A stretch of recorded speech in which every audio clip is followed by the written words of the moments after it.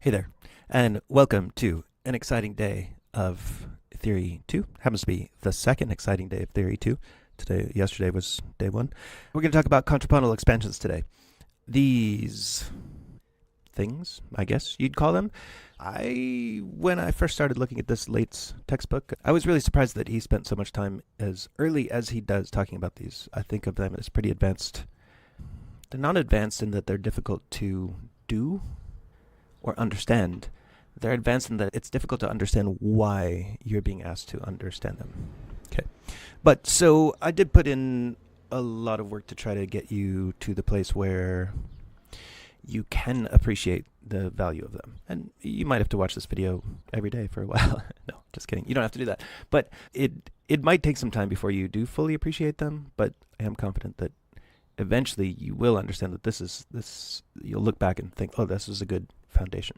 And I think I give some justification in the presentation about why that is, but roughly what's happening is up until now you've been thinking about individual chords. What you're going to start doing here is thinking about little patterns of 2 and 3 chords and how those fit together. And so when you think about it that way, it's not all that crazy. It sounds like a good idea, but it may take a little while before you do recognize the full value of this, but I promise that eventually you will. I don't know about promise, but close. Here we go. Music Theory 2, Introduction to Contrapuntal Expansions.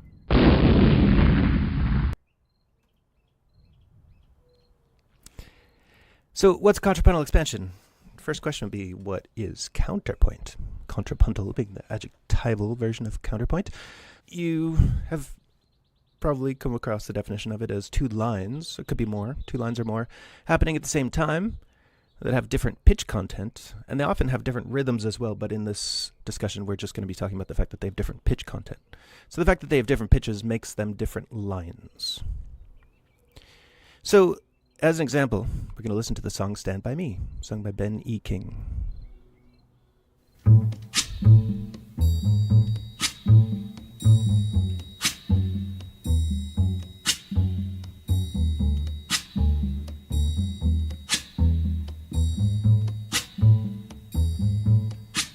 When the night has come and the land is dark and the moon is the only light we'll see. Just paying attention to the top 2 staves. No, I He's got won't be new words, afraid. but same melody. Oh, I won't be afraid. Just as long as you stand by me. Okay. I did forget to tell you that at first we just have the bass line. Doom, doom, doom, dum, bum, bum, dum, do, do, dum, dum, dum, dum, do, do, dum, dum, ba, bum, bum, ba, dum, bum, ba, dum. Right? And then melody comes in. We're in A major. So what I've done is reduce that on these lower staves. So the bass, easy to see. A or do, bum, bum, la, fa, so, do. So do, la, fa, so, do. That's would you be your bass melody line, and this is just within a single bar of just prolonging. A, you have some rhythmic excitement, rhythmic decoration, and then just a little sol, ti, do. This is the E is the 4th below the A, and then if this is an A chord, this could be a little tiny E chord with its 3rd, and then back to A again, and then a passing tone here. Okay, so that's how we get from bass line to down here, and then the melody, I had to be a little bit more creative in choosing which notes were the main ones, but it is pretty easy to see that this seems to be an F sharp, an A. When the night has come, and that F sharp, E. The E is actually the one in the chord, the F sharp's not, so we're going to later call that an appoggiatura. But if we're just talking about 2 voice counterpoint, we can think of this as still a consonance. It's a 6th against a 5th. And then I wasn't sure whether to put the A in here the C sharp is definitely there, but I went ahead and put it in. It makes the counterpoint nice. Oh, and I don't have an audio where I'm playing this, but let's try and do it. I can show you my technique. Yum,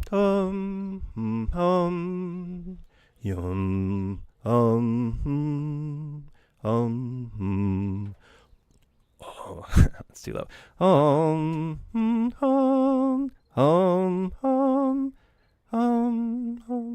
So you can actually sing these lines at the same time. La da da da da da da. But if you do it with this,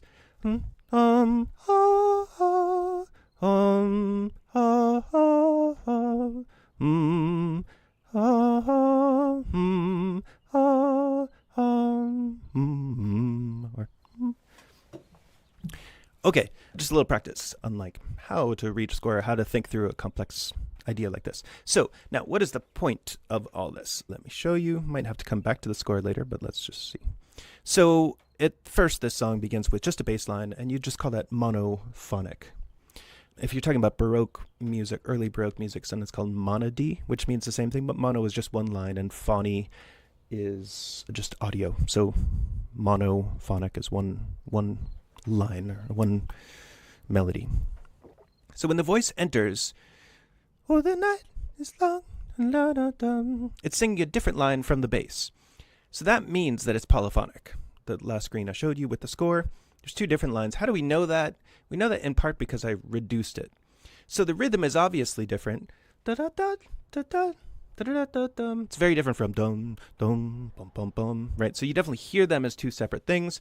But more importantly, at least for the current moment, is that when you reduce the lines, they're different. So I showed you how I made the reductions, and the intervals against the bass are not consistent, meaning they're not just octaves or even just thirds or sixths. Like if you were to sing along with the singer of this a third above or a sixth below, something like that, it would still sound great, but that wouldn't be counterpoint.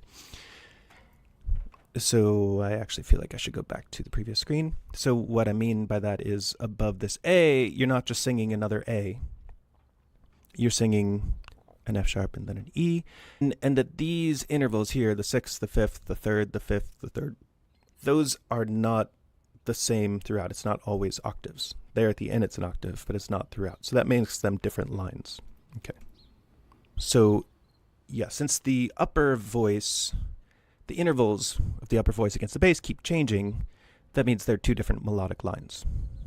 But what I want to do is have you contrast that with what you hear you actually hear it earlier at about 1 minute also. I'll point this out as we're listening. So we're going to listen to the whole thing. So the strings come in actually like a middle octave, the violins, probably a whole string section, but they're just doubling the bass line. So it sounds like, hey, the violins are playing the bass line. You wouldn't call it counterpoint. You just say that the strings are emphasizing the line that's already there in the bass. Even if the bass stopped playing it and the violin started playing it, it's just the same line, okay? So they're playing in octaves with it. And even at the very end, you hear them playing in octaves and fifths. That just sounds like they're playing basically like power chords above the bass. That's the very end as that's fading out. You would still say the bass line is monophonic even if all the people in the string orchestra are playing the bass line also. So that's not counterpoint. The counterpoint that you're going to hear is, the counterpoint that you do hear in the song is the voice relative to what the other instruments are doing. Okay, so let's give this whole song a listen. Oh, we have one more thing. I just wanted to point out that there's a varying level of complexity that you want. You notice at the very beginning of the song, it's just the bass and like a little triangle. And that is sort of perfect. It's so subtle. There's nothing wrong with simplicity. I mean, it's beautiful. Then when the voice comes in, the voice is in counterpoint against that bass line. And that's still very simple. And gradually, the song builds up texture. And even when the strings go into their solos in the middle, the whole string section has a solo, you could call it. I think in this song, there's never more than two lines at a time. But the orchestration of the individual lines is partly what makes it so great. And I would say in any pop song, you're probably not going to have much more than two lines going on at a time. And you often have just one. Like if the voice is singing just what the bass and the guitars are doing, then that's just one line. So a lot of Led Zeppelin songs. I like Led Zeppelin a lot, but a lot of their songs you would maybe say has just one line, so it wouldn't even be counterpoint. Ish. Okay, let's give it a listen, and I might talk a little bit during the song. Okay. Monophonic at the beginning, just the bass and a triangle.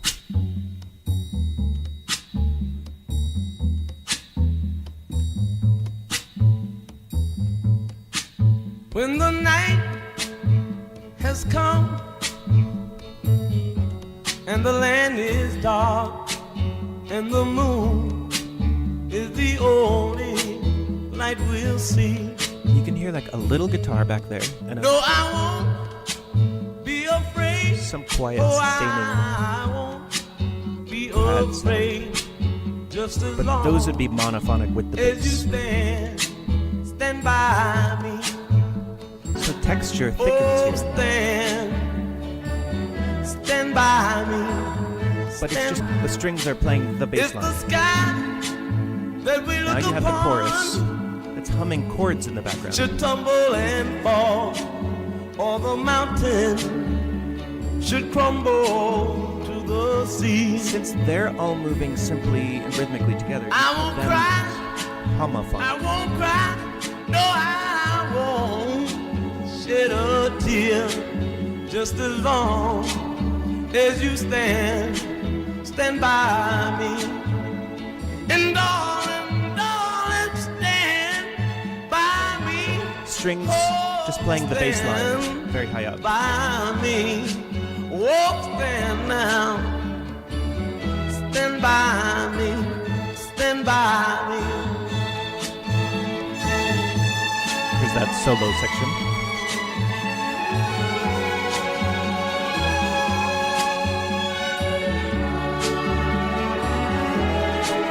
Homophonic voices in the background.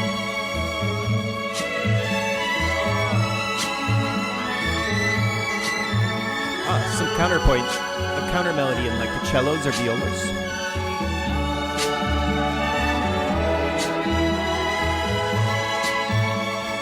Darling, stand by me. Oh, stand by me. Oh, stand by me. Stand by me. Listen for the fifths, parallel fifths in the upper voices.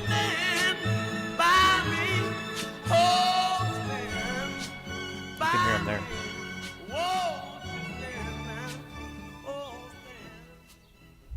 Okay, so this last point I make here, I just want to reiterate that there isn't a value judgment implied in how much complexity, say, there is in something, or especially if I just use the words like that. It's convenient to use the word complexity, but it's related in some way to what we find interesting, but we find different things interesting. So two lines that are different from one another, that are in counterpoint, are really enough to sustain an entire song that people listen to over and over and over again.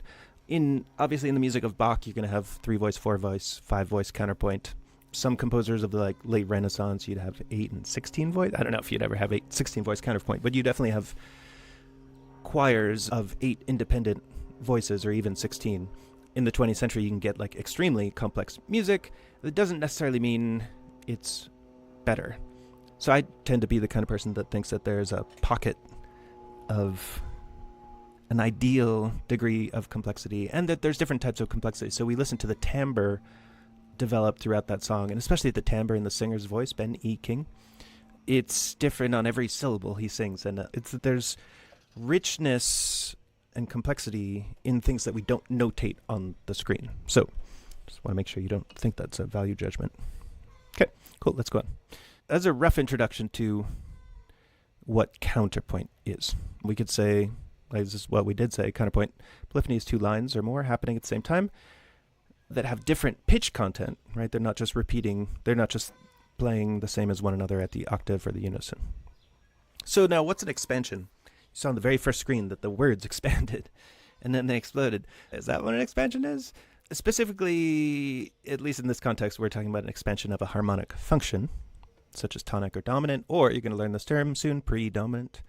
So you get the idea of an expansion. But so when we're talking about contrapuntal expansion, what exactly do we mean? How do we put these things together? So we can say we're using contrapuntal structures to expand a harmonic function, like tonic, dominant, or predominant. The screen has a simpler way of conceptualizing these things. I think presumably when Laitz was writing the first edition of this book, we have the fourth edition, which has gone through a lot of changes, but presumably he was originally thinking about the counterpoint between the outer voices. So all the examples we look at have four voices in them, four voice writing like we do with figured bass. But you always want to pay special attention to the outer voices, the soprano and the bass line. So in all these examples, we're specifically looking at the outer voices. But the way in which these individual expansions are labeled in the book only has to do with the bass line. So I'm going to read these words because I don't want to confuse you, but in the book he really only talks about what the bass line is doing. So the name for the expansion comes from identifying the non-chord tone in the bass.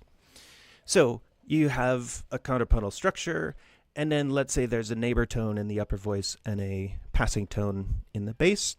How do you name that whole structure? You're going to call it a passing structure because you're just paying attention to what the bass line is doing. Now, I put that non-chord tone thing in quotes because it's tricky.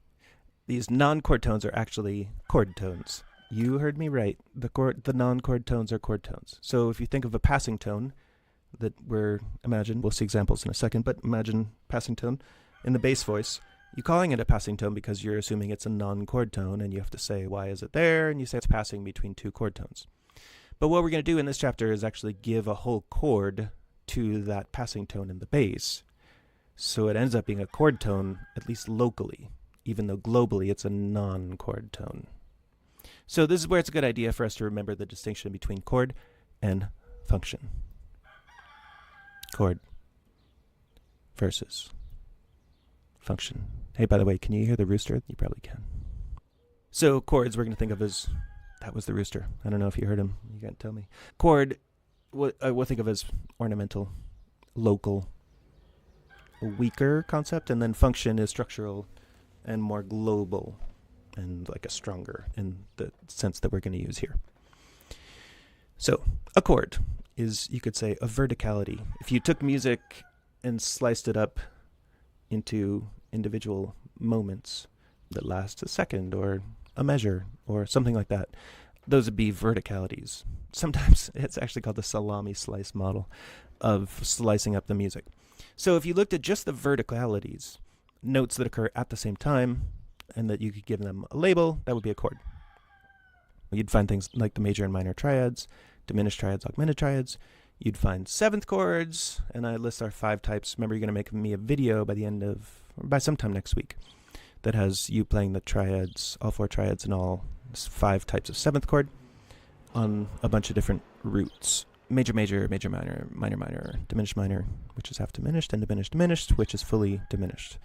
Just to remind you what these terms mean, presumably your teacher in Theory 1 was using these in the same way, but the first word, major, means the chord itself, and the second word, major, means the seventh relative to the root. So let's say if we have the notes C, E, G, B, the triad C, E, G is major, and then the seventh, C up to B, is a major seventh. Okay, so you're measuring everything against the root pretty much. If you had a major minor chord, C, E, G, B flat, the triad is major C, E, G. The seventh from C up to B flat is minor. Okay, that's how you work these things.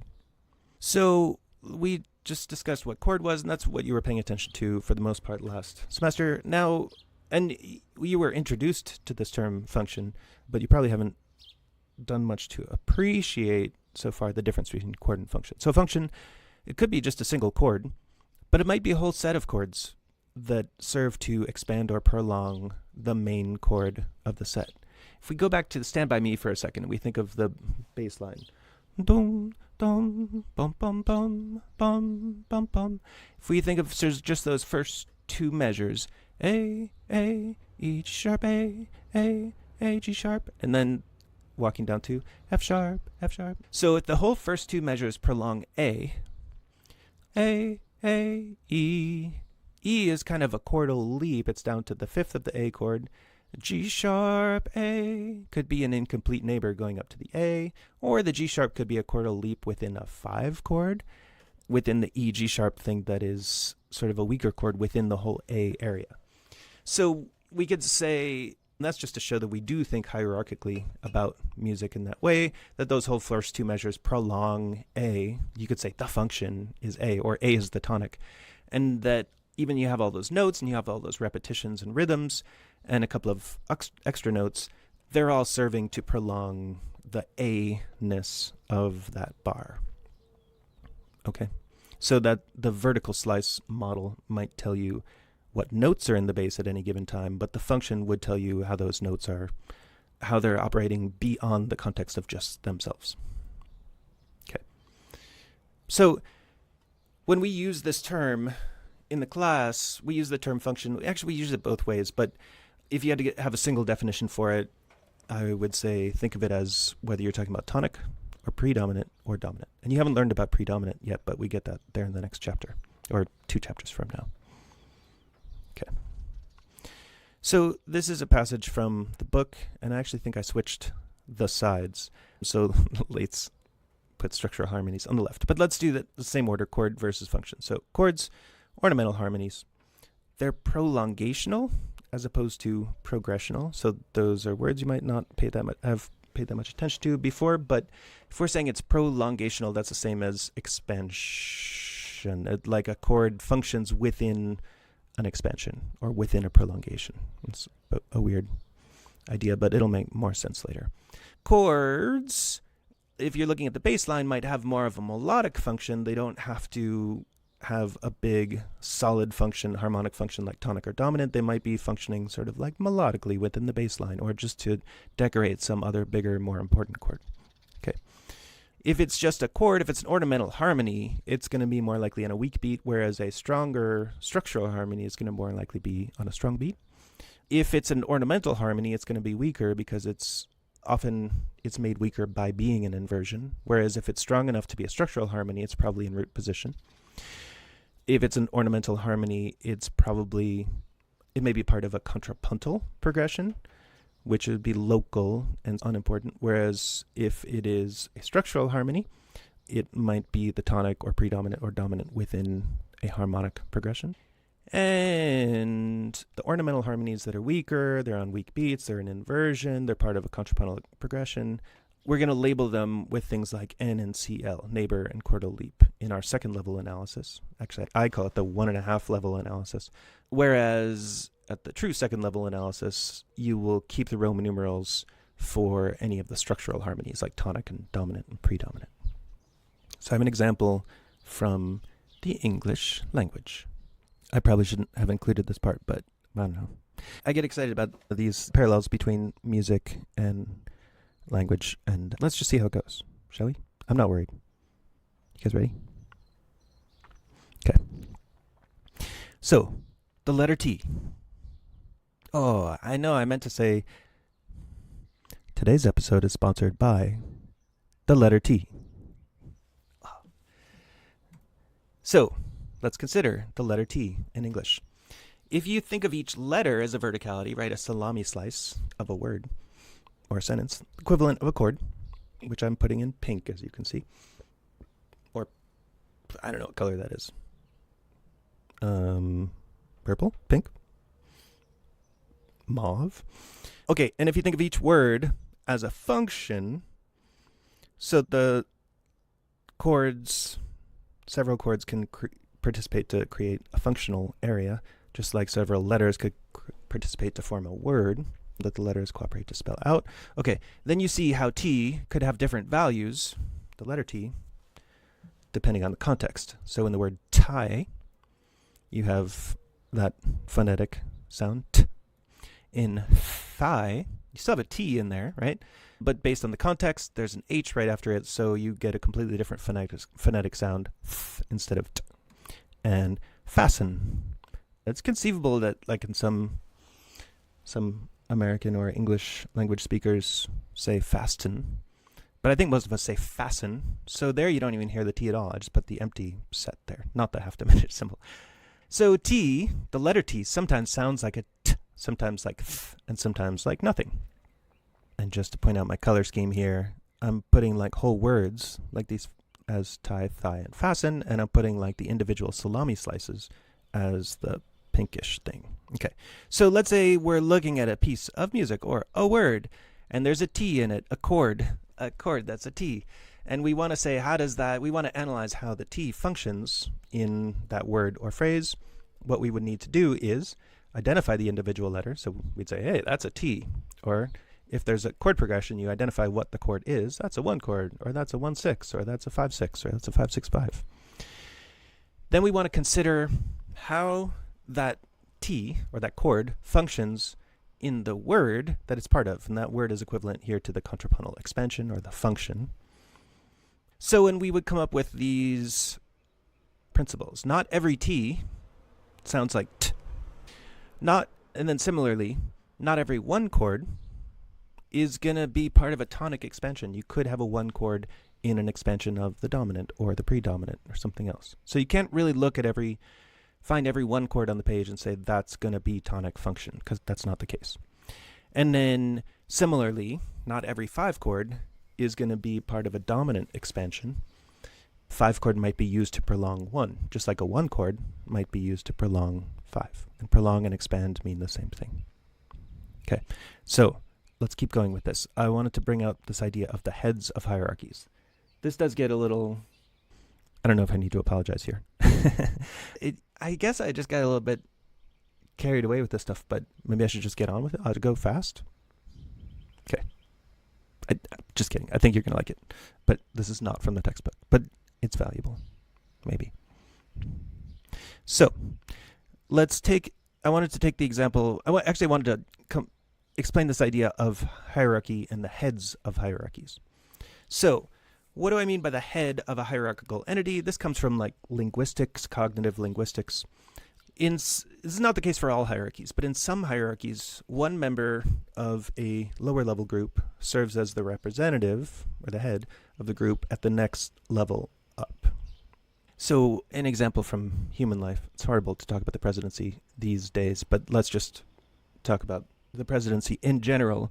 The president is the head of the military, but the president is also, in some weird sense, a member of the military. So you take one member and you elevate that person to the head status. Similarly, you could think of the student council at the ASUNM at our school, UNM. The students that are members of the ASUNM are also members of the student body. And then there's probably a president of the ASUNM, and that president is also a member of the council, the ASUNM council. Okay, this doesn't work for all words, but it works for at least the letter words and for most of the letter words. So each head I put in bold. Are you ready? And then I put an asterisk for things that aren't going to work. So with, this is me spelling out the words, A, B, C. And then I put an asterisk because there's no actual letter C in the word C. I guess I could have put a C there, and it could have just been a soft C, but I tried to make the most obvious spelling. So let's check this out. A, B, C, D, E, F, G, H, I, J, K, L, M, N, O, P, Q, a weird one, R, S, T, U, V, W, X, Y, and Z. So in each of these, right, I tried to spell them as phonetically as possible. In the word A, there is an actual letter A, so we could call that the head that would be elevated to the next level. With B, there's the actual letter B. With C, there isn't. With D, there is. With E, there is. You'd have to choose one. With F, there is, but notice that in all these cases, the head came first, whereas here the head comes second. G, you could put a soft G here, otherwise you have to use a J, so that's why I have an asterisk. H, there's no sound in H, right? But there is an H that needs to go after the C. There's some tricky things here. Q is kind of interesting. There's no Q in Q. There's no W in W. Okay, but all the other ones are like that. So you can see the spelling of each of these words as being a little local hierarchy where you're choosing one letter as the most representative. So if we did a second level analysis of, say, the word V, at the first level, just the chords or the letters, we'd have a V, an E, and an E. And then if we wanted to go at the next level and say, what is this V-E-E, what is it spelling out? What's the most important of those three letters? We could choose V and bring V down here and extend V, the letter V, for the whole thing. Okay, that is the idea here. So let's apply this to music. By the way, this comes from a cool article from 1981 from Deutsch and Furrow, Diana Deutsch, and actually I don't know Furrow's name. Yeah, she's fascinating in all kinds of ways. This is also not from the book, and I actually use it in my musical brain class, but it goes along with these ideas, and I've made it simple enough that you should not just understand it, but I think it'll be cool for you to conceptualize what we're doing here with contrapuntal expansions. So, still talking about heads of hierarchies, but now we're looking at a little musical lick. I'm going to go grab my guitar. I can't find the mouse. Okay, here's the basic idea.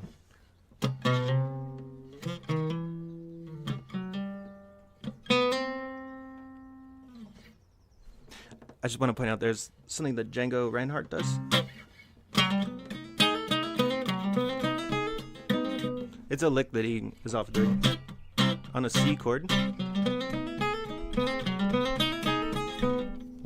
Anyway, messy, but he's just playing these notes with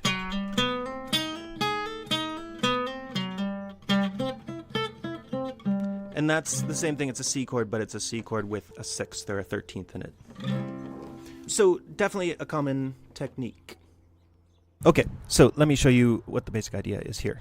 What I played is da-dum, da-dum, da-dum, da-dum. Not the Django thing, the first thing I played.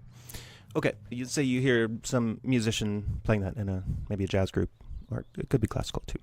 What you would hear, or how you would conceptualize it, presumably, is da-dum, C, E, G, C. And it doesn't even matter what these are. The fact that it's a B, the fact that it's a D sharp, the fact that it's an F sharp, that doesn't matter. It's not like this composer is spelling out a B, D sharp, F sharp, B, which happens to be a B major chord. Those notes don't matter. They're just the semitone below these main notes. And how do we know that these are the main notes? Pretty much because they're longer in duration and they're on the downbeat. So we can make a reduction up here, right, that brings out the main notes. And then everything else is just chromatic incomplete neighbors. This is just a plain old incomplete neighbor. This is actually a CIN, chromatic incomplete neighbor, because of the D sharp. This is a CIN, and it's not, if we were in the key of E, the fact that it's D sharp wouldn't make it chromatic. It's just because we're in the key of C, and then the D sharp is chromatic relative to the key signature. Okay, so chromatic incomplete neighbor, normal incomplete neighbor. So we have two levels of structure. One, we have a C major chord that's arpeggiated. Two, we have incomplete neighbors onto each note. And then we actually do have a third level here, which is the C major chord, derives from just a C. Generally, you could say, yeah, build a major chord on C. So we have three levels. So the top level here is the C. The middle level is the C major chord that's linearized. Because a guitarist, you could just play a C major chord, or you could play C, E, G, C. You practice arpeggios, you linearize the verticality of the chord. And then you do this last level of transformation where you put a leading tone to each one, or a semitone incomplete neighbor before each one. Bottom level shows each neighbor. Tone is derived from an arpeggio tone, so you don't have to choose B, D sharp, F sharp, B as being something special. You just choose each of these based on the target tone that it's decorating. Okay, and now I'm going to show you the same thing just from the bottom up. So bottom level here, we have those less important tones that decorate the more important tones. From that bottom level, we're going to choose a head. So in this case, we choose C and E and G and B. And C, right? We're choosing the main notes. Then we're going to elevate those to the next level. Then at this level, the C, E, G, C, we're going to choose a head, and we're going to choose the C because that's the root of the chord, and we bring it up to that level. And I think I got to add one of these. Yep. And then this is anytime we look at a passage of music that's melodic that has some chord tones and some non-chord tones, we're doing this kind of logic in our head. We just don't necessarily formalize it in this way. When we formalize it, we're like, oh, that's a lot of work. But it is something we do pretty naturally. So what I was just showing you were melodic embellishing tones. And just a reminder that an embellishing tone includes non-chord tones. And embellishing tones just also has the chordal leap in it. So chordal leap is not a non-chord tone. But for the most part, I usually talk about non-chord tones. But it's just that embellishing tone is useful because it also includes chordal leaps, and we're talking about chordal leaps here. Okay, so far we've learned in this textbook 4 types of embellishing tone that we usually apply to melodies. So chordal leaps, in that last example, the C, E, G, C, those were chordal leaps. Neighbor tones, we saw some incomplete neighbors in the last example. Passing tones, if you were going from C to E as a chordal leap, but you passed between C, D, E, then you'd have a passing tone there. And arpeggiations, that's C, E, G, C is an arpeggiation. This term, when we're talking about contrapuntal expansions, is just a little bit weird in that the arpeggiation just means leaping around in the same direction, but it doesn't have to spell out a specific chord. We'll talk more about that in a bit.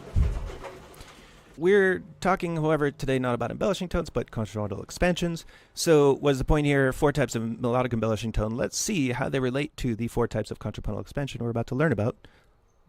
Survey says, cool, we're going to have chordal leaps in contrapuntal expansions. Wonder what's going to be next. Whoa, we're going to have neighbor tone contrapuntal expansions. Okay, this is not coincidental, but we're going to have passing tone contrapuntal expansions. And we're going to also have arpeggiation contrapuntal expansions. Oh my lord. So it's going to be the same set of categories. Let's check out some examples.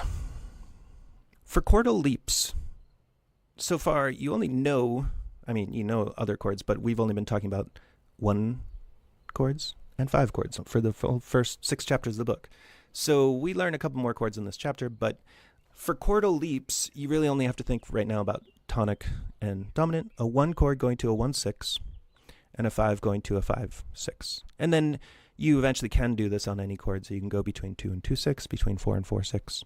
But for now, we just focus on these 2, and actually this whole screen is just focusing on going between 1 and 1-6. Now, we only get to 1 and 1-6 here at the end, so let me work you through this. At the beginning, let me start the example. You just got a plain old 1-5-1. Now you want to be awesome and expand 1, you just repeat the chord. This one you try to expand by expanding the leap, or making a leap in the melody.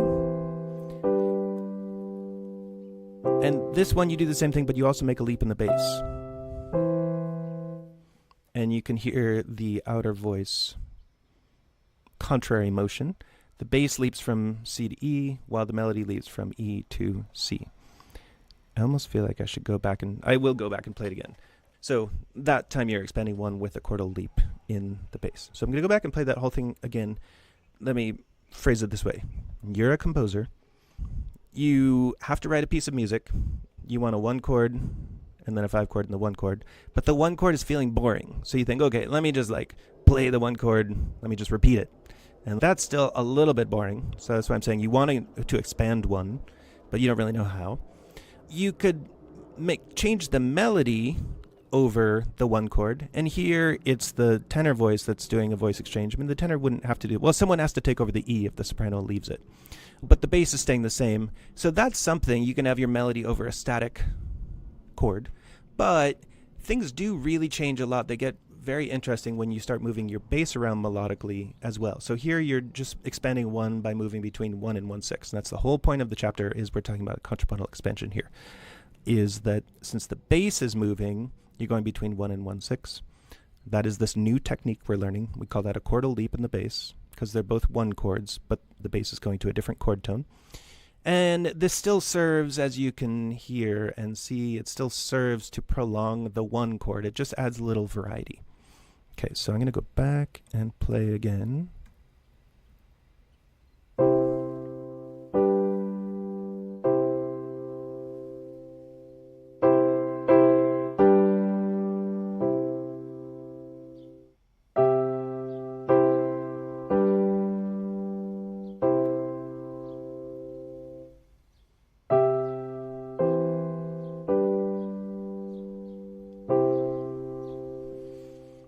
you get to that was the voice exchange in the outer voices. It's really when you get to this last one that it starts to sound like classical music. That these other ones are fine, but this starts to sound like, oh yeah, that's classical music.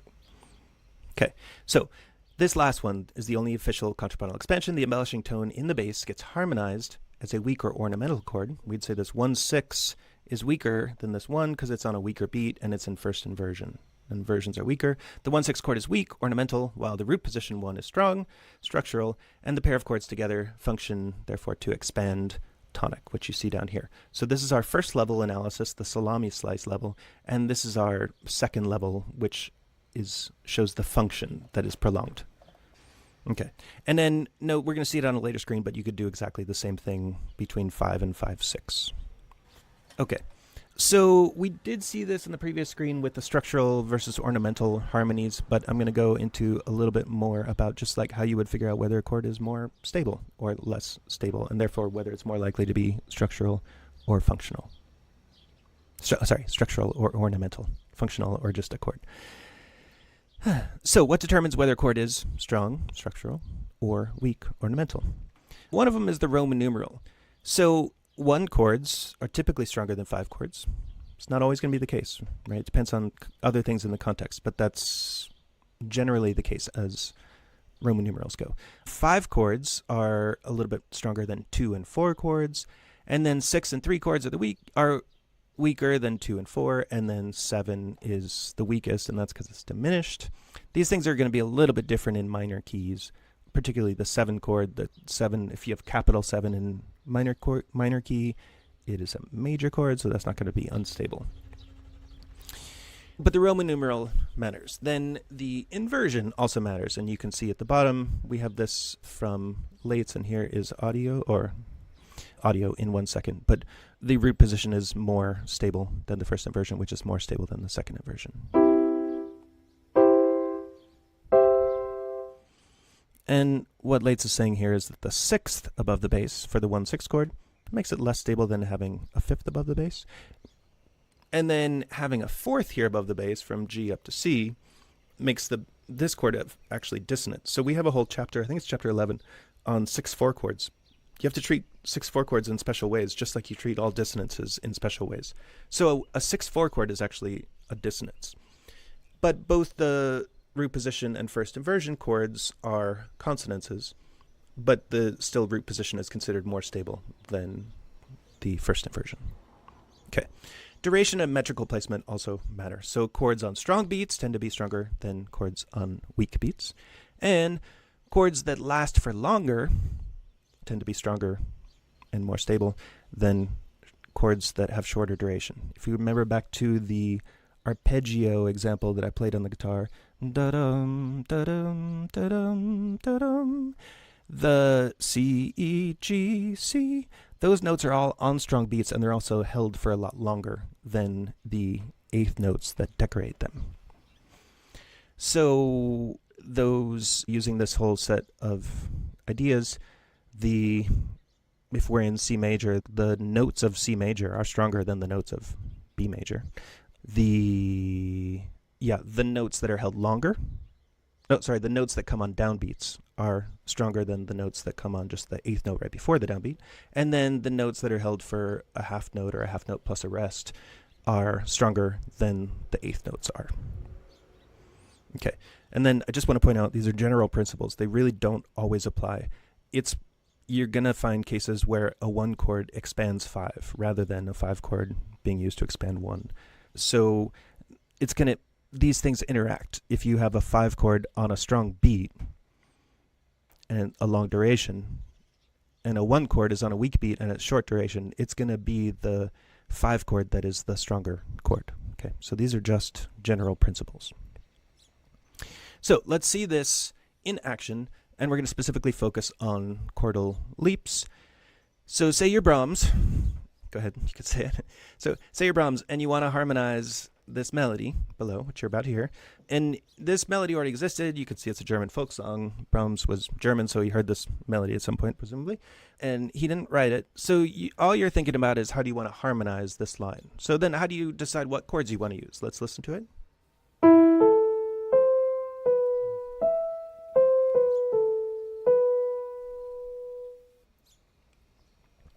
So the first thing you might try is using root position chords on 1 and 5. For every melody that you have, you can probably harmonize it with a 1 and 5. 1 chord or a 5 chord, any note of a melody. And let's assume if you have a diatonic melody, let's go into major for a second, but if you have do, re, mi, fa, sol, la, ti, do, a do is in a 1 chord, re is in a 5 chord, mi is in a 1 chord, fa is in a 5/7 chord, right? Sol is in a 5 chord. La is not in any of those chords, but you could put it in a 4 chord, or you could make it a passing tone. And then ti is in the 5 chord again. So all the notes except la are in either 1 or 5/7. So pretty much every melody you could harmonize with 1 and 5, and if you need to, you can throw in a 4. Okay, so that's what you first might try. Let's see how this melody sounds when you do this.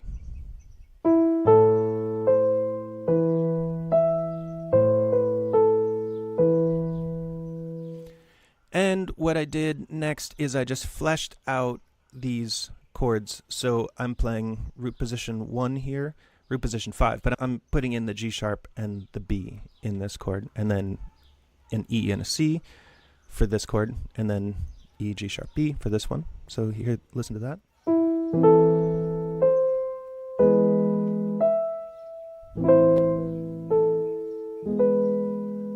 Okay, so if you're Brahms, that's presumably the first thing that will pop into your mind, and you might just decide, hey, I'm Brahms, I'm not going to do the most obvious thing. But that is the first thing to do, and you can't really just skip to the Brahms stage and not think about that. This is a good first place to be.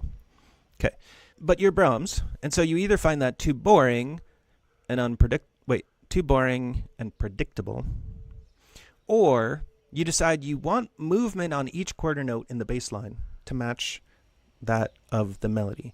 So what I was doing before, A chord here, E chord here, A chord, E. But what Brahms does, this is Brahms' actual setting, he's got chords on each quarter note. Dum, dum, dum, dum, bum, bum, bum. And how does he do that? He's not just going 1, 1, 5, 5, 1, 1, 5. He's doing 1, 6, 1, 1, 5, 6, 5, 1, 1, 6, 5. So he's moving between 1 and 1, 6 here. He's moving between 5 and 5, 6 here, or 5, 6, and 5, and between 1 and 1, 6 here. So this is going to prolong 1, this prolongs 5, this prolongs 1. And I think we get to listen to that. So what you're doing is you're expanding each 1 and each 5 by moving between the root position and the first inversion of each. Root position, first inversion, root position, first inversion.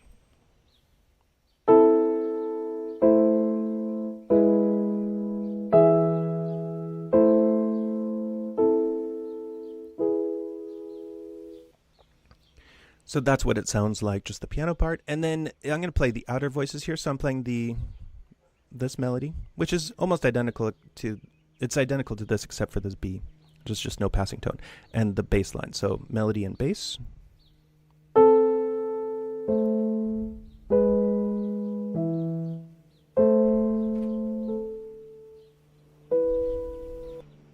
Okay, so there you can hear that those are different melodies. They're counterpoint. They're always moving in contrary motion with one another. As the soprano goes up, the bass goes down. Bass goes down, soprano goes up. Soprano goes down, bass goes up. Right? So the contour is opposite for bass and soprano lines. But then they're not just like choosing random notes. They're here, the C and A and C. It's a voice exchange. We can actually see that on the next... Oh, shoot. We'll see it on the next screen, but that's a voice exchange. And then G sharp to E is actually a voice exchange here, but with E to G sharp, and then A to C and C to A. So those are voice exchanges. They're prolonging the chords, the 1 chord, prolonging the 5 chord, prolonging the 1 chord, or expanding it. Okay, here is the same excerpt sung by, I actually don't know who the singer is. It sounds to me like Ian Bostridge, but I'm not sure who it is. Es wollt ein Mädchen früh aufstehen. Nice and quick. Let's do it once again. Es wollt ein Mädchen früh aufstehen. And now I don't think it's Bostridge, but I don't know who it is. I apologize. One more screen on this. Note that the bass has a voice exchange in each bar with one of the upper voices. Here it's voice exchanging with the soprano.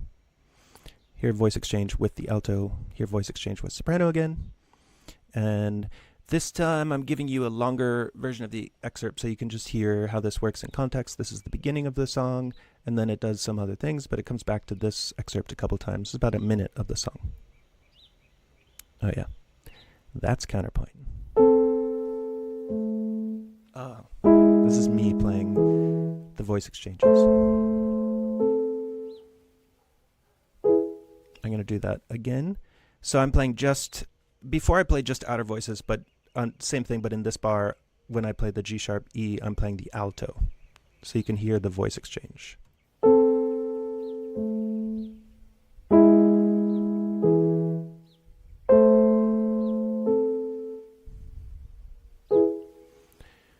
So I am going to play the whole excerpt in a second, but just remember we were saying, okay, you're a composer, you know this should be 1, this measure should be 5, this should be 1, but you don't want it to be boring. You want to maybe have 2 chords per bar. So what do? You could just reiterate the same exact chord both times, but that's boring. So what you do is you go between the root position and the first inversion of the chord. Doesn't matter which order. And then the voice exchanges in there help you figure out how to do it. But I guess we could ignore that for now. So now let's give it a listen. Es wollt ein Mädchen früh aufstehen und in den grünen Wald spazieren gehen. Und als sie nun in den grünen Wald kam, da fand sie einen verwundeten Knaben.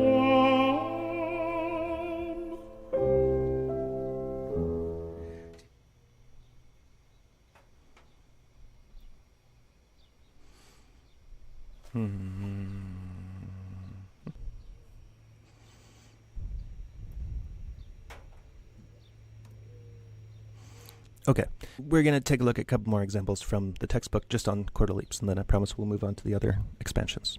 Letter A shows the chordal leap expansions on a 1 chord and a 5 chord, as I promised before, using a voice exchange in the outer voices.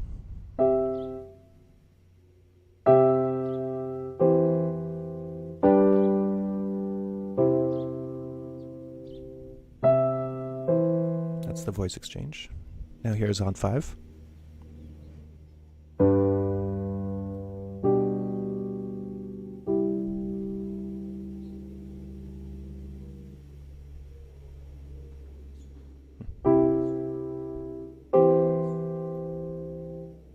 I'm going to go ahead and play that one again.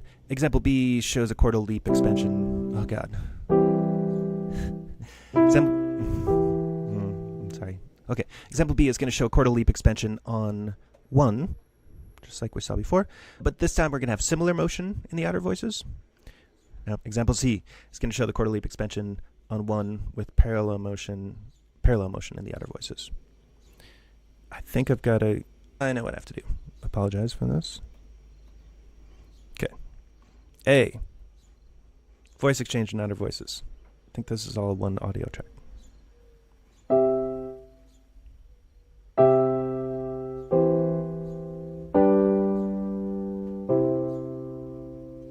Okay. Voice exchange. Right. Now, same thing on 5.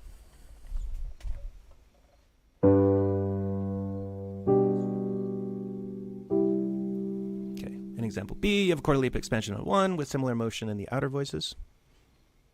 So you're still going between 1 and 1/6, but both the soprano and bass are moving upward, so that's similar motion. And then in example C, you have a chordal leap expansion on 1. And in this case, same idea as in B, but it just happens to be parallel motion, meaning the C up to E is a 10th and the E up to G is a 10th, whereas here, C up to G is a 5th or a 12th, and then the E up to C is a 6th or a 13th. So different intervals, same interval, so that's what makes it parallel versus similar. But here the voices move in contrary motion, bass against soprano. Here the voices move in similar or parallel motion. So just a reminder about what those terms mean. Contrary motion, the voices move, right? They move, the bass is going up, soprano is going down. In oblique motion, the soprano, say, would be staying and the bass would be moving down, or the bass could be moving up, or the bass could be staying and the soprano could be moving relative to it. But oblique means one voice stays, the other voice moves. Parallel means they're both moving in the same direction, and the interval, the generic interval, third, is preserved, but it could be major third and minor third. And then similar motion means they're moving in the same direction and the generic interval is not preserved. So here you have a third going to a fourth. Just like here we had a fifth going to a third going to a third, so that's parallel, versus a fifth going to a sixth. And those are two different intervals, so that would be similar. Just check it in to see how you guys are doing. I know this is a long video. I hope this is the longest video of my entire life. I'm thinking of sending it to Hollywood after this. Not because it's that polished. That's pretty polished. But anyway, I guess I should get on with it. But I know it's blockbuster length. You guys are doing great. Okay, neighboring chords. We looked at chordal leaps so far, but we still need to talk about neighboring contrapuntal expansions and passing, and then briefly on arpeggiated. So let's get moving. In this case, just remember we're talking about the bass as a neighbor tone in the larger thing, and then we're giving the bass a chord. With neighbors, there's a whole bunch of possibilities. I've given you all of them here, but we're just focusing on the ones, in this chapter, we just focus on the ones that are in bold. But later you can come back and look at this after we go through at least next chapter. You can come back and look and remember how all these are related to this guy. So just for now, just paying attention to 1, 5, 6, 1. And when we do incomplete neighbor, we'll get 1, 6, 5, 6, 1, or 1, 5, 4, 2, 1, 6. And actually, we don't do this one in this chapter, just this one. Okay. So you got a melodic neighbor tone here. Let's give it a listen. Okay.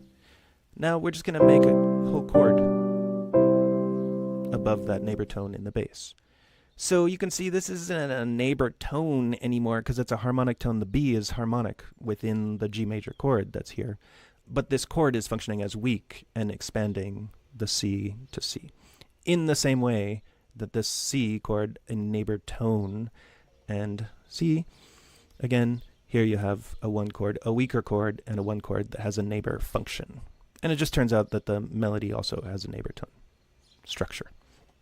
So I also want to point out here that if we did the salami slice model, this is a 1 chord, this is a 5/6 chord, this is a 1 chord. But if we wanted to figure out what the function is, the intermediate level, 1.5 level, sort of says, oh, this is a neighbor chord. So then at the second level, we figure out that this is all prolonging tonic function.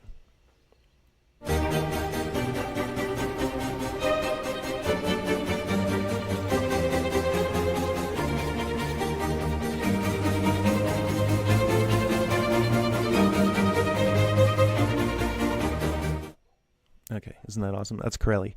So we're going to look at that example, but just the first 3 chords of it. I'm going to go back and play that whole excerpt again just so you can hear it now whether you know what you're listening to.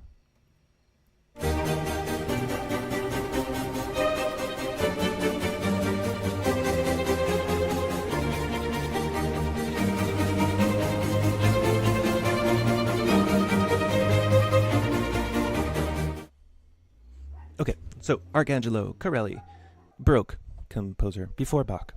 I actually don't know his dates exactly. So we have this example here. This is showing you the general progression, and you have a 1/6 chord, a 5/6, and a 1. So that's the incomplete neighbor thing that I mentioned right here.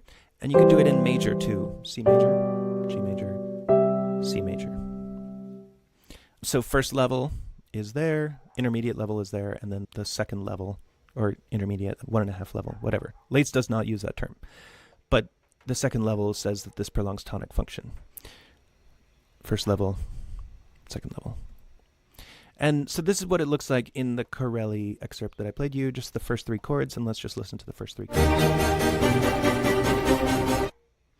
And I want to point out one cool thing about this. Check out this interval, E flat down to B natural, down to C. What is that interval? Any E down to any kind of B is a 4th, right? But then how many semitones is this?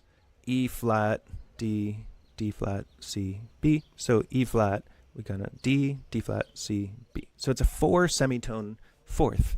That's not a perfect fourth.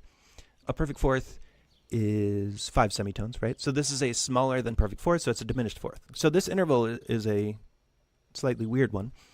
Laitz does point out in the chapter that this is perfectly fine in this progression. Like, you tend to want to avoid augmented intervals, or augmented and diminished intervals in your melody. I did say in the last lecture that if you had a diminished fifth, it's okay as long as you counter in the opposite direction. Here, Corelli has a diminished fourth, but he does counter the movement, the B natural, into the opposite direction. And I think the reason I wanted to play the whole excerpt is I think Corelli is, like, the bass line sounds very angular in that whole excerpt. I'm in the piece that this is from the movement starts with an adagio passage for a long time. Then it has this middle section, which I've given you almost the whole of, that's allegro, and then it goes to adagio again. The allegro is very short. So I really think it's functioning as to be exciting and angular and off-putting. Let's listen to it one more time, and you can just pay attention to that, how the bass line is angular. We don't have it.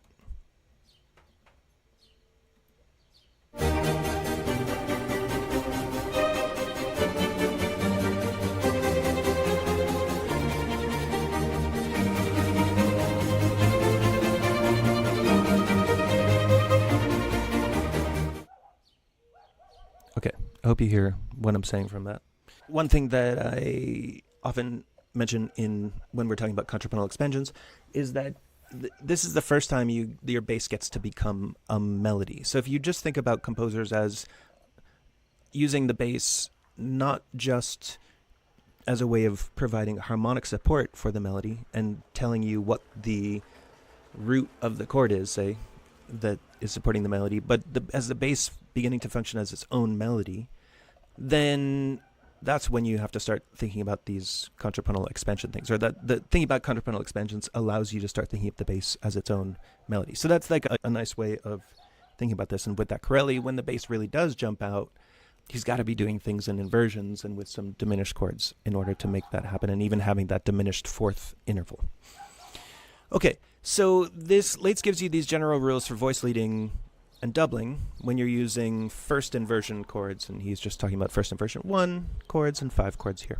Just like we talked about in the last lecture, you want to keep common tones when you're voice leading, unless you're going to use a voice exchange, in which case you often require movement in multiple voices. Why would that be? We saw in that one example when you have C major and the soprano is on the E and the other voices are on C's and G's, and the soprano moves from the E to the C to some other voice. Then when the soprano moves, the alto or the tenor or the bass has to then move to the E, because one voice needs to be on the third at a time. So you might have to move multiple voices around if one voice is moving. Okay, next one. When possible, double the root. You can double the third or the fifth if it smooths out the voice leading, but definitely with 1 and 5 chords, you typically want to double the root. The only time you don't want to double the root is if you have a diminished chord, like a 7 diminished. Don't double the root because that's the leading tone. So, number 3, never double the leading tone. That would be the third of a 5 chord. So don't double the third of a 5 chord. Don't double the root of a 7 diminished chord. Okay, if number 4, if the bass is not doubled, if you're not going to double the bass, choose one of the following spacings for first inversion triads. So Laitz has forgotten to tell you to double the bass. If you're going to do first inversion 1/6, you often do want to double the bass.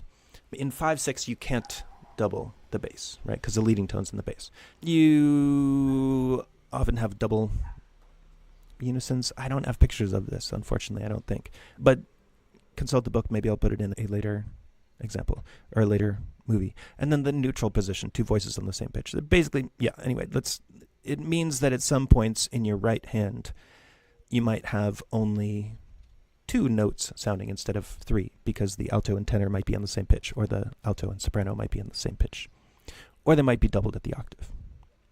It's okay if you don't understand that right now. And then the last thing is that when you have weaker harmonies, like a 1/6 or a 5/6, chords that are inversion, especially like when they're neighbors, you usually want to put them on weaker beats or weaker parts of beats than the more strong chords. Okay, so let's now look at the passing formation. So far we've talked about chordal leaps and we've talked about neighbors. Now we're moving to passing. There's going to be 4 options once we get to next chapter, but for now we're just looking at 2 main ones, and the definite main one that you're going to be thinking about is this one. 1 chord moving ultimately to 1/6, but passing through a 7/6 chord. And then we'll look at this one next, the 5/4/6 5/6. Okay, so here is a set of examples.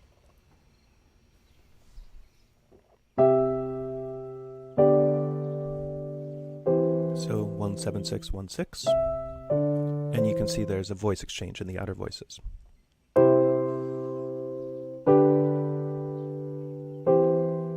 1/7/6 1/6, same thing, just a different soprano melody. Right, soprano there has a neighbor tone.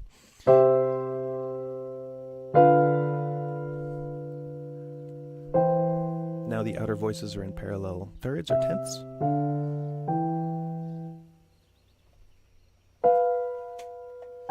And right there, I just segmented this diminished fifth going to a perfect fifth. This is one of those things that's confusing throughout the history of counterpoint teaching. Are you allowed to go from we know we're not allowed to go from, say, a perfect fifth to a perfect fifth. If this were an F sharp, B F sharp to C G, we wouldn't be able to do that. But can you go from a diminished fifth, B F, to C G? The basic idea is that if it were just 2 voice counterpoint, B and F, you wouldn't want to go to a C G because B wants to go to C, but F wants to go down to E. So a diminished interval wants to resolve inward. Diminished fifth wants to resolve inward to a third. Just like an augmented interval, if B goes up to C, F goes down to E, this augmented fourth does resolve to a minor sixth. So an augmented fourth does resolve outward. This F should really be resolving to E, but actually the F is doubled, so one F has to go up, one has to go down. This gets tricky. If you were talking about a 5/7 chord, you wouldn't double the F, and the F would have to go down, just like it does here. But in a 7/6 chord, you are allowed to not resolve your tritone in the standard way. So it turns out that in this set of examples, there's always the F here, it goes up, the F here goes up, the F here goes up, here the F is going down. But the B is the leading tone, and it is always resolving. B up to C, B up to C, B up to C. So I think we get to, let's pay attention just a little bit more to, I think, these 2 questions. The first one would be, in our 7/6 chord, which note is doubled? And then, how do the tritones resolve? B up to F? Does that tritone resolve inward? It doesn't, because you have B up to C, F up to G, etc. B and F, that's an augmented fourth. That tritone, the F should go down to E, the B goes up to C. So how are we resolving the tritone in each one? Which notes are we doubling? This is just putting all these things on our radar for figuring out how to double and voice lead the 7/6 chord. So here's a screen. We're going to come back to this set of examples in a second, but I guess we don't have a screen. Yeah, here's our screen. Voice leading for the 7/6 chord. This is directly from the textbook. Never double leading tone, as I said, a scale degree 7. Try to double the third of the chord. That's scale degree 2. So we were in C before. If our chord is B, D, F, the D is the one you want to double. You don't want to double the B. It's the leading tone. The D is a great one to double, and that's also going to be in the bass. And then that D can move to either scale degree 1 down to C or scale degree 3 up to E. You can double scale degree 4, which Laitz does in that third example, for voice leading purposes, but then that does mean that, and that means that one of the scale degree 4s has to resolve up, one resolves down. So, if possible, this is the thing with the tritone, if possible, resolve the tritone as you did with 5/7, meaning a diminished fifth resolves inward, an augmented fourth resolves outward. But in these 7/6 chords, it is quite common to not resolve the tritone if it leads to a complete tonic triad, if you want to make sure you get the G in the C-E G chord, or if the tritone is not against the bass. So if the tritone is B, D, F, or sorry, B up to F, the D is in the bass, so it's not involved, so it's not especially going to jump out. And then the bass and soprano, if they move in parallel tenths, then that's a nice sound that we had in C of that last example, and you're not resolving the tritone in that case, but it's perfectly fine. So let's look at these examples just a little bit more carefully and see what Laitz does in this case. Basically, he's almost, in every measure, he's not resolving the diminished fifth or the diminished fifth in the way that counterpoint would normally tell you to, and that's perfectly fine. So that's what this tells you about the 7/6 chord. Let's pay attention first to which note is doubled. In the first example, it's the D that's doubled. In the second example, again, the D is doubled. In the third case, it's the F that's doubled. So in no case did he double the leading tone, which would be the root of the 7 chord, and that's important. Okay, so how does the tritone resolve? Does the diminished fifth resolve inward and the augmented fourth outward? The first example, the B does go up to C. That's good. Does the F go down? No, it doesn't. The F doesn't go down. It goes up, and that's okay. In second example, the B goes up to C. Where's the F? It's in the alto voice. Oh, I put the wrong sound in. It's supposed to say because it doesn't go down. It goes. The F goes up. There's your okay. It's. And here we are at the last example. The B does go up to C. The F there isn't going up, so that got the sound, but this F does go down. And just note that the Fs are doubled, so one F has to go up, the other one goes down. In this case, the Ds were doubled, one goes up, one goes down. In this case, the Ds were doubled, one goes down, one goes up.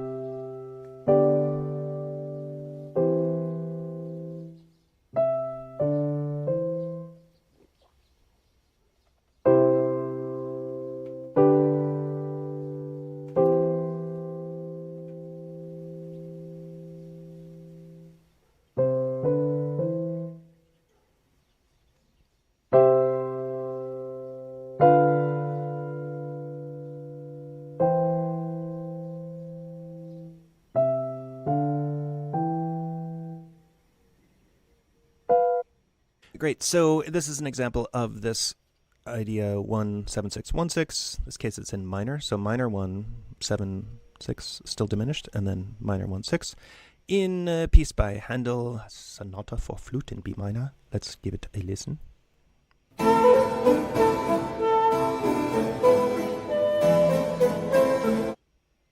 Okay, that's classical music right there. Maybe sing this bass line with me. La, la, ti, do, do, do, ti, la, si, si, mi, la, si, la, la. So, la, la, that's all one chord. Ti, that's a 7 chord. 7-6. Ti, do, that's a 1-6. Do, ti, la. There you're going 1-6-7-6-1. So it's this idea 1-7-6-1-6, and this same thing backward. So going forward and then backward. Do, ti, la, si, si. 5-6 chord, which is an incomplete neighbor. Laitz isn't doing it that way. Ignore that. No, it is right. If this is all 1, this is an incomplete neighbor 5-6, and that eventually goes back to 1 again. And then mi, la, si, that, or sorry, Laitz is saying that from here, this 5 is prolonged the whole time, and the 1 is just a weak chord relative to this 5 and this 5 and this 5.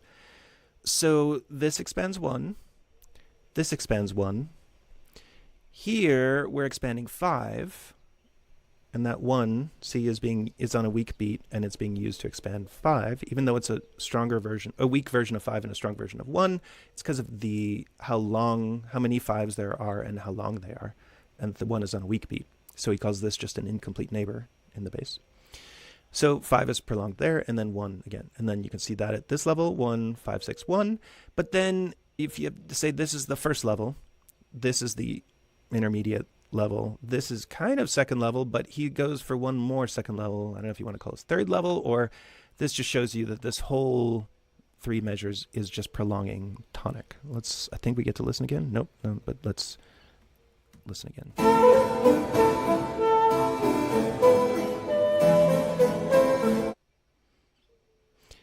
let's try it saying, we're going to say one, we're going to read this line down here as we listen. 1, 5, 6, 1. Okay. And then we'll even do it a third time and just think of 1 the whole time. 1, 5, 6, 1. Okay. And then one more time. This time we're just thinking 1 the whole time.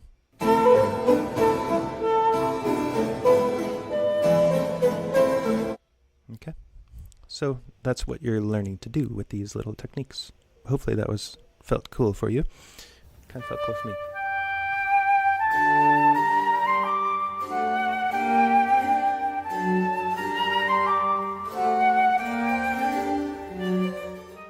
Okay, just a little passage from a piece by Telemann. Fenaroli is not a term that you need to know. Laitz put this in the textbook for the same reason, to illustrate the same point as the previous piece. This one's in G minor, but you have ignore the stuff at the beginning. You have a 1, 7, 6, 1, 6, 5, 6, 1, 7, 6, 1, 6. So 1, 7, 6, 1, 6 is exactly that passing progression that we saw before. Then he's just also throwing in an incomplete neighbor of 5, 6 going to 1, 6. But it just so happens that this is a very common technique that is sometimes called the Fenaroli in the Parlamento tradition. And I really like it. I don't know, I love the name, and it's a cool technique. So I'll probably pick it out here and there when it comes up in the book. I'm sorry about all these like little stegosaurus things. Those are for when the scale degrees come in. So let me show you what the Fenaroli is. In the upper voice, you have 1, scale degree, 1, 2, 3, 7, 1, 2, 3, 7, 1. And then in the bass, you got the same thing. 5, 1, 2, 3, 7, 1, 2, 3. So this is a canon, right? It's imitation at the octave. What happens in this bar happens in this bar, just 2 octaves down. What happens in this bar happens in this bar, 2 octaves down. So that's canon, and more generally, you can call it imitation. So each line is just playing 1, 2, 3, 7, 1, 2, 3, 7, but they start at different times. So 1, 2, 1, 3, 1, 2, 1, 3, 2, 7, 3, 1, 7, 2, 1, 3, 2, 7, 3, 1. And this thing in itself is basically the Fenaroli pattern. 1, 2, 3, 7, while the other voice goes 3, 7, 1, 2. Okay, and then the chords are 1, 7, 6, 1, 6, 5, 6. Yeah, definitely don't need to know that that's a thing, but it is one of these cool things that you might be into later on, so I wanted to point it out here. And it goes along with exactly what we're learning right now, which is this is the passing structure and this is the incomplete neighbor structure.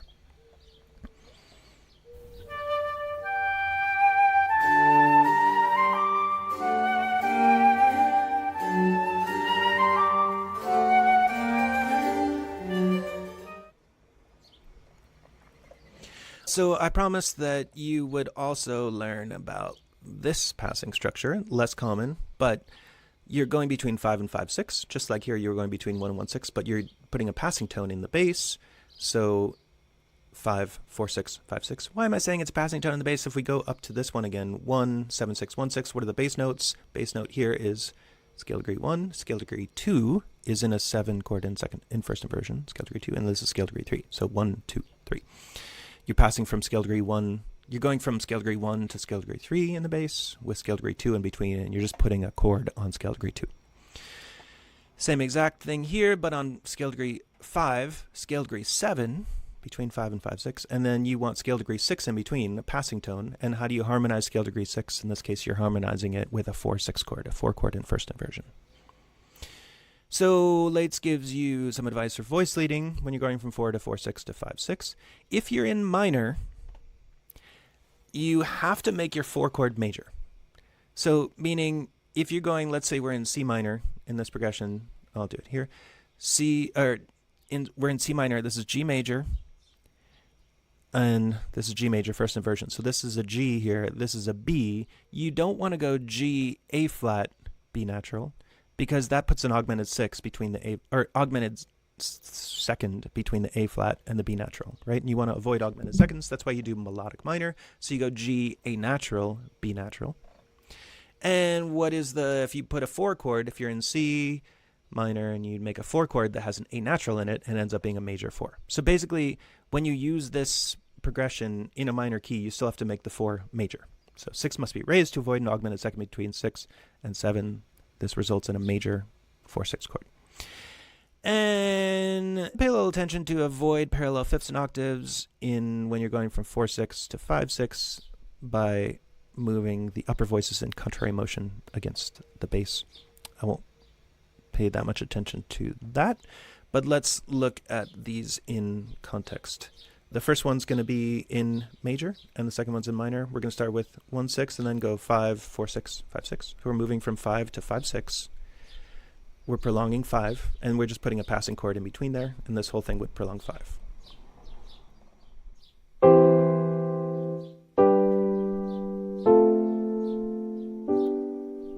Notice the voice exchange in outer voices. Here it is in minor.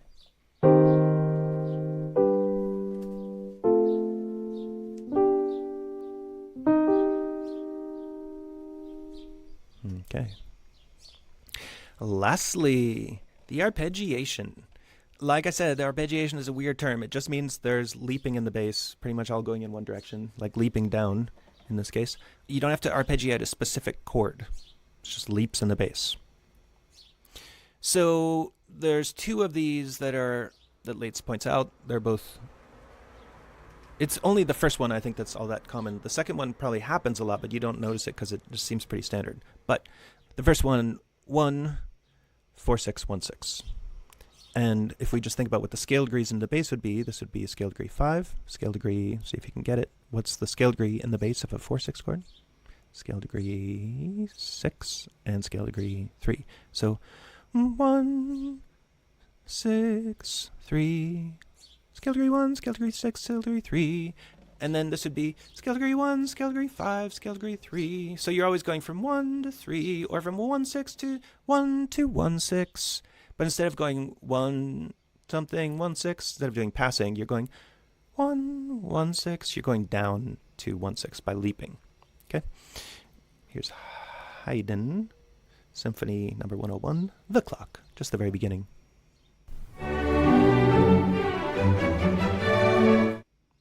Goes pretty fast. So, scale degree 1, 6, 3, do, la, mi, right? And then over the top, he's doing contrary motion, mi, fa, sol. We're going to see in the next page that you could have gone mi, re, do, that there's different possible melodies up there. But the bass is 1, scale degree 1, 6, 3, gives you 1 chord, 4/6, 1/6. And let's listen again.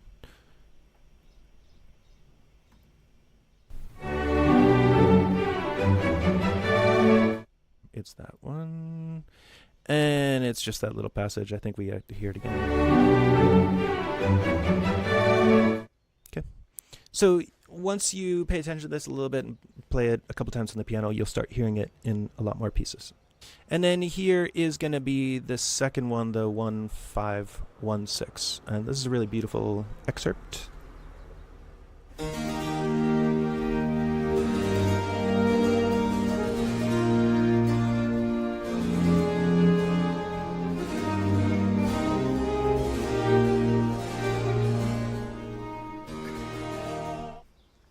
I threw in a couple of extra chords there at the end. Why don't you sing the bass line with me? Start on a high do, so high E, no, because you have to be able to go low. I'm going to start up there. Do, sing the bass line with me. Do, so.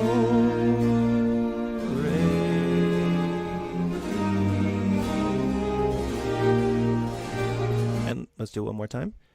Do, do, mi, sol, re. And let's go ahead and sing the upper line. Start on mi, mi. Okay, upper line. Mi, sol, re, fa, do. And one last time, we're just going to sing the circled notes in the top line. So mi, re, do. Mi, re,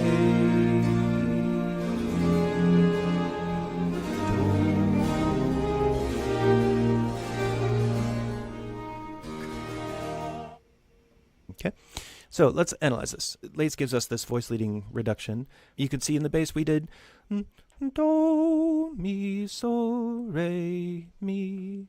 And in the melody we did mi, sol, re, fa, do. And then we even just the circle notes mi, re, do. And what we didn't do is this do, sol, mi. But we just did it right now. You want to do it with me? Do, sol, mi. So these are showing you the main notes, and if we pay attention to just the main notes,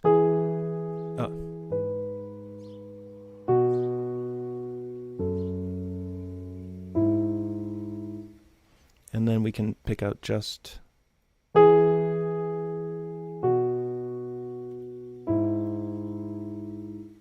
and we can listen to the excerpt one more time.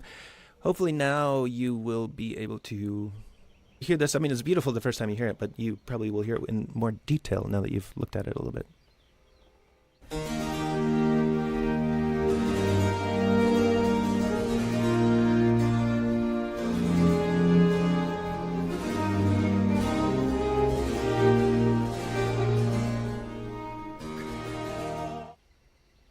Okay, and just to point out that there's two levels of detail in here. So if we start from the things that are circled, we have the chords that are here, 1, 5, and 1, 6. So 1, 5, 1, 6, and that's this arpeggiation, leaping in the bass from 1 down to 1, 6 that passes through, happens to be a 5 chord this time instead of a 4, 6 chord. That's the biggest level. But then within that, within the 1 chord, so this is how Handel is expanding 1 by going between 1 and 1, 6 with this arpeggiation. But then he's actually expanding each one additionally. So he goes 1 to 1, 6 here, and then 5 into 7, 6. So you could just think of the 7, 6 as still being like prolonging 5. It's sort of like doing a chordal leap within 5. You can ignore that for now. And then to 1, 6 again. So 2 levels of expansion. I think, no, that's not the last screen, second to last screen. So this is a chart that's in the textbook that can help you conceptualize all the stuff that you learned in this chapter. Here you have, 1 chord. Most of the things we looked at were how you expand the 1 chord. So you're writing a piece of music, you want the tonic chord for a while before you get to the dominant, which will be here. And you want to spend some time on 1, but you don't want to just repeat 1 over and over and over again. So you can go between 1 and 1, 6, which is not shown here. You could do a neighbor tone, so you could go from 1 to over to 5, 6 and back to 1 again. That's going to help you prolong 1. You're just using a 5 chord to help you prolong 1. You can move up to 1 and 1, 6. From 1 to 1, 6, you can jump directly there. You can go through a passing tone in the bass. You could go through leaping to get to 1, 6 below by passing through the 4, 6, or you could put a 5 in there, just like we saw in the Handel excerpt that we just listened to. And then once you're on 5, you could expand 5 by going between 5 and 5, 6, or you could move that way by going through 4, 6 to 5, 4, 6, 5, 6. And all these things go backward. The only one that doesn't go backward is you wouldn't go from 1, 6 to 4, 6 to 1. But now that I know you're not supposed to, I'm going to try it later. Maybe you want to try it too. That's how you read this chart. When we get to the next chapter, we are just going to be working with these same exact concepts: neighbor, arpeggiation, passing, chordal leaps. And the only difference is we're going to be including dominant 5, 7 chords in different inversions, and then also 7 diminished chords. 7 fully diminished chords in different inversions. But it's the same topics. So this chart will still be applicable in the next chapter. All the things you learned about in this chapter are going to be applicable in the next chapter. You're just going to get more solid with them. And throughout this semester, we build on these principles. Okay, last one. This is just looking ahead to next chapter. Once you have these basic ideas down, you know that you can go between, you know that you can use 5, 6 as a neighbor to 1. Then it helps to recognize that there are substitutions, like instead of just 5/6, you could go 5/6/5, right, which is adding the 7th on the chord.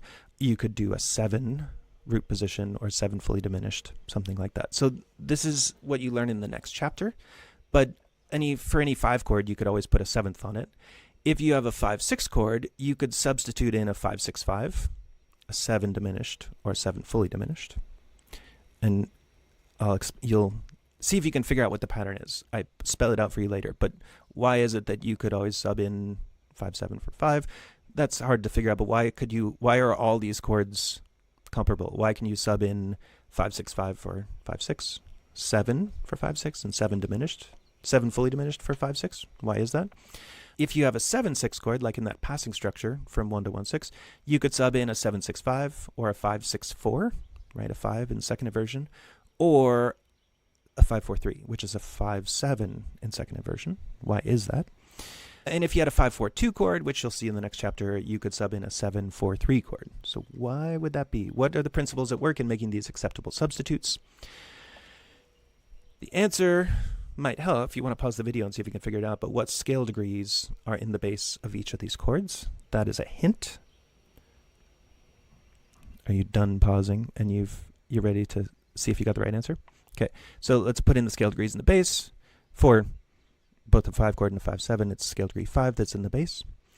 In the 5/6 and 5/6/5 and 7 fully diminished, it's scale degree 7 that's in the bass. 7/6 chord, we have scale degree 2 in the bass, so that's why you can sub in 7/6/5, which also has 2 in the bass, or a 5/6/4 or 5/4/3. Those all have scale degree 2 in the bass.